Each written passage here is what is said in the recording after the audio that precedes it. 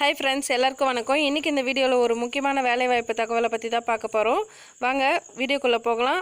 அதுக்கு முன்னாடி நம்ம சேனலை சப்ஸ்கிரைப் பண்ணலனா சப்ஸ்கிரைப் பண்ணிக்கோங்க. மறக்காம பக்கத்துல இருக்கிற பெல் ஐகானை கிளிக் பண்ணிக்கோங்க.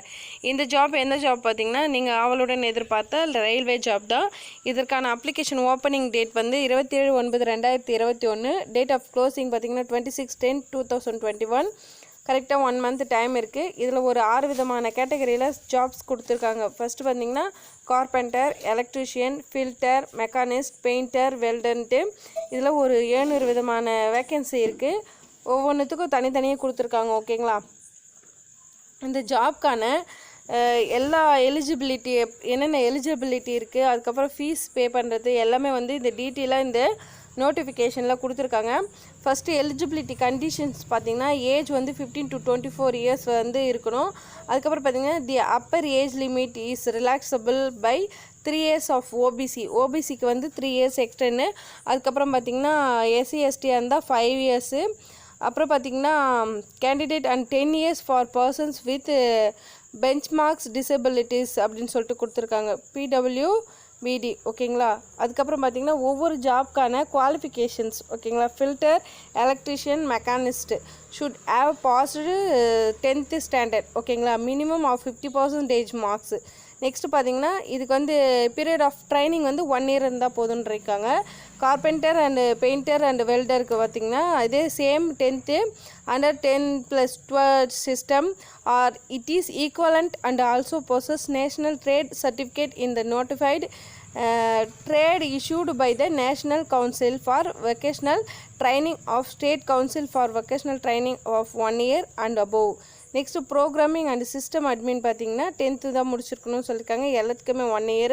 அதுக்கப்புறம் பார்த்திங்கன்னா ஃப்ரெஷராக இருந்தால் குவாலிஃபிகேஷன் 10th, 2 years வந்து பீரியட் ஆஃப் ட்ரைனிங் இருக்கும். ஓகேங்களா? இதுக்கு நெக்ஸ்ட்டு கார்பெண்டர் அண்ட் பெயிண்டருக்கு பார்த்திங்கன்னா period of training 2 years.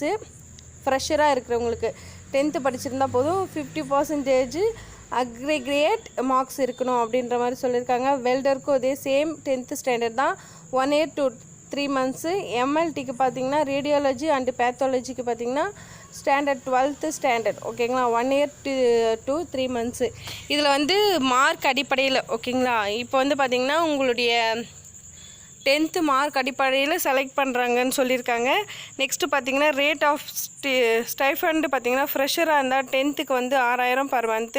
Freshers school pass வந்து 12th இருந்தால் 7000. ITI இருந்தால் 7000. இது மாதிரி தனித்தனியாக கொடுத்துருக்காங்க. ஸோ எப்படி அப்ளை பண்ணுறதுன்னு பார்த்திங்கன்னா அப்ளை ஆன்லைன் கொடுத்துட்டு ஒரு வெப்சைட் லிங்க் கொடுத்துருக்காங்க. அந்த லிங்க்கை நீங்கள் டச் பண்ணாலே ஓப்பன் ஆகிடும். அதில் போய் நீங்கள் அப்ளை பண்ணிக்கலாம். இல்லை எனக்கு அந்த அளவுக்கு மொபைல் சப்போர்ட் பண்ணாது அப்படின்னு நினச்சிங்கன்னா நீங்கள் ப்ரௌசிங் சென்டரில் கூட பண்ணிக்கலாம்.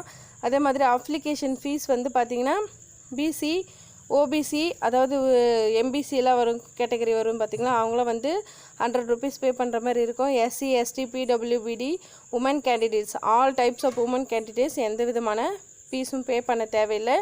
இதுதான் இதனுடைய ரூல்ஸ் அண்ட் ரெகுலேஷன். வேறு ஏதாவது டவுட் இருந்தால் அவங்க ஃபோன் நம்பர் கொடுத்துருக்காங்க. அந்த ஃபோன் நம்பரில் கூட நீங்கள் கால் பண்ணி கேட்டுக்கலாம். அதுமாரி ஏதாவது டவுட் இருந்தால் கமெண்ட் பாக்ஸில் கமெண்ட் பண்ணுங்கள் எப்படி அப்ளை பண்ணுறதுன்னு சொல்லிவிட்டு நான் ரிப்ளை பண்ணுறேன். Thank you friends. நன்றி, வணக்கம்.